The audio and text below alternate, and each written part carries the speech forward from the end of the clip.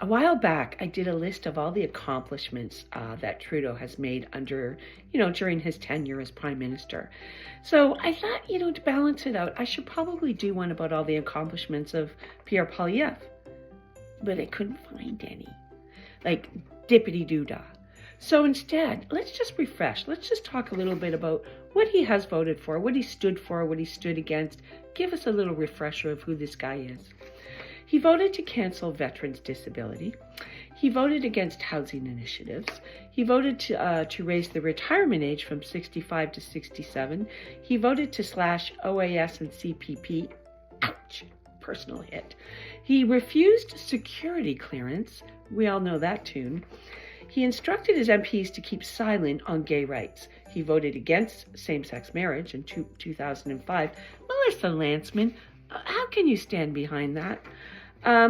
He voted to cancel school lunch programs for children experiencing poverty. Charming. He voted against aid for Ukraine. He could care less about the climate, couldn't make that any clearer. He's been flying all over the country on our dime trying to put himself in power. He voted to wield the notwithstanding clause, thereby taking our charter rights away, like Ford has done twice now. Pod. Peas meet pod. He's publicly stated that he would not support pharmacare or Dentacare. I would miss that. He advocated to replace Canadian money with Bitcoin. He scapegoated Trudeau for causing inflation, while inflation was global, and Canada had one of the lowest rates in the world.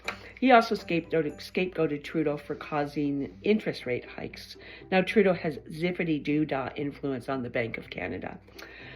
He clearly stated that he intends to implement, my mouth doesn't work late in the day, implement massive austerity cuts and measures on pretty much all federal government spending.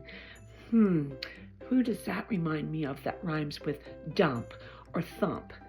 The removal of the Canadian Child Benefit to change back to UCCB, which only gives parents $100 a month and it's taxable. Removal of the carbon tax rebate. Yeah, I think we got that message pretty clear.